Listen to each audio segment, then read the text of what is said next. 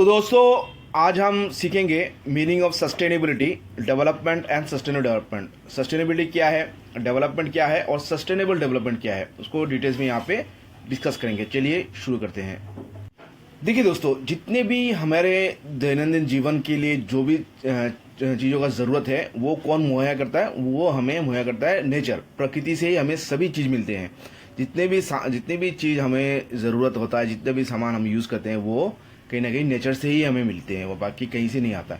तो nature provides जो human society और इकोनॉमी को एक कॉम्प्लेक्स लाइफ सपोर्ट सिस्टम देता है। जैसे कि एयर होता है, एयर हो गया, हवा हो गया, जल हो गया, खाद्य हो गया, और उसके साथ साथ एक सूटेबल क्लाइमेट भी मिलता है हमें। जैसे अगर बहुत ज़्यादा गर्म हो जाता है तो वहाँ पे भी रहना भी मुश्किल हो जाता है, या बहुत ठंडा होता है तो वहाँ पे भी रहना मुश्किल होता है। जैसे कि डेजर्ट में तो लोग उतना आपका डेंसिटी नहीं रहता पॉपुलेशन का, और जो आइसलैंड है या नॉर्थ पोल साउथ पोल वहाँ पे भी डेंसिटी बहुत कम होता है, इसलिए क्योंकि वहाँ पे सूटेबल क्लाइमेट नहीं है। लेकिन नेचर ज़्यादातर पृथ्वी में एक सूटेबल क्लाइमेट बना के रखता है जिससे कि लाइफ सपोर्ट सिस्टम चलते रहे।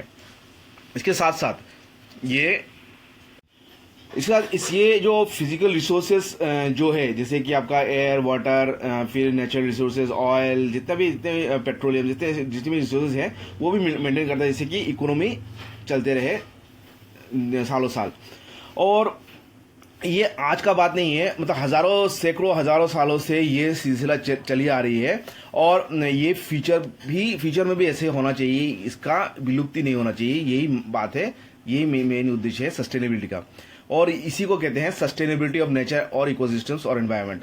तो जो भी रिसोर्सेज है जो सैकड़ों सालों से चले आ रहे हैं, वो हम चाहते हैं कि वो भविष्य की पीढ़ियों को भी मिले, वो रिसोर्सेज को एंजॉय करने के लिए उनको भी मिले, वो उनकी हम ख़त्म ना कर दें, उनके बेतहाशा या हमारे लोग की वजह से वो ख़त्म ना हो जाए। तो इसी को सस्टेनेबल डेवलपमेंट कहते हैं। यद्यपि हमें ऐसा रिसोर्सेज को यूज़ करना चाहिए जिससे कि हमें आगे भविष्य के प्रजन्मों को भी इनका इस्तेमाल करना, इनकी एंजॉयमेंट करने के लिए हमें उनको भी इनके लिए छोड़ना चाहिए। लेकिन जो मानव लोभ है, जो मानव कार्यकलाप है, ये इसका बिल्कुल ही विपरीत होती रही है इतने दिन।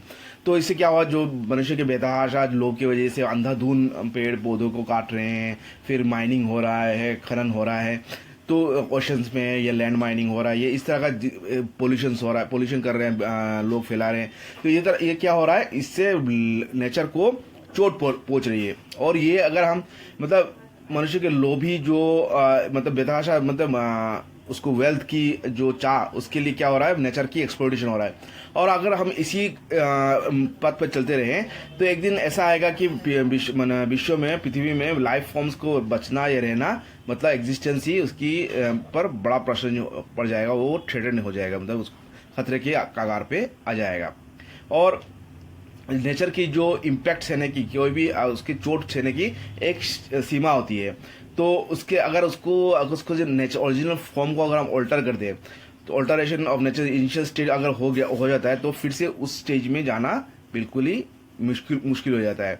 जैसे अगर जितने भी पृथ्वी में जितने पेड़ पौधे हैं और जो ओजोन लेयर है, उसकी अगर हम लोग एक्टिविटीज है उसमें अगर इतना नुकसान पहुंचा दे तो क्या होगा, एक समय जाके वो फिर से आगे का जगह में नहीं आ सकेगा, और विश्व के सभी लोगों को पृथ्वी की जीवन संकट में ये बड़ा एक प्रश्न चिन्ह आ जाएगा। तो आगे देखते हैं। तो nature has a limited capacity to withstand rapid change. मतलब ये हमको ये जानना चाहिए हमेशा कि नेचर की जो क्षमता है, मतलब चेंजेस की इतनी तब्दीली, मतलब बहुत ही ज़्यादा तब्दीली का, रैपिड चेंजेस का, वो बहुत ही लिमिटेड कैपेसिटी है। वो कई सदियों तक या हमेशा इस तरह का छेड़छाड़ वो झेल नहीं सकता। तो अभी जो मानव जाति के ऊपर ये चैलेंज है कि जो पृथ्वी के जो लिमिटेड साधन है उसको वो किस तरह इस्तेमाल करेगा, और उसको लेके ही वो कैसे आगे चलेगा, जिससे कि मतलब नेचर की एक्सप्लोरेशन ना हो और जो रिसोर्सेज है उनकी बेतहाशा या अंधाधुंध इस्तेमाल ना हो। तो ये मानव समाज के लिए, मानव जाति के लिए एक चैलेंज के रूप में आगे आएगा। तो हम नेक्स्ट क्लास में डिस्कस करेंगे सस्टेनेबिलिटी का क्या क्या मेजर फीचर्स है, वो डिस्कस करेंगे। तो आज के लिए इतना ही, नेक्स्ट क्लास में मिलते हैं। Thank you.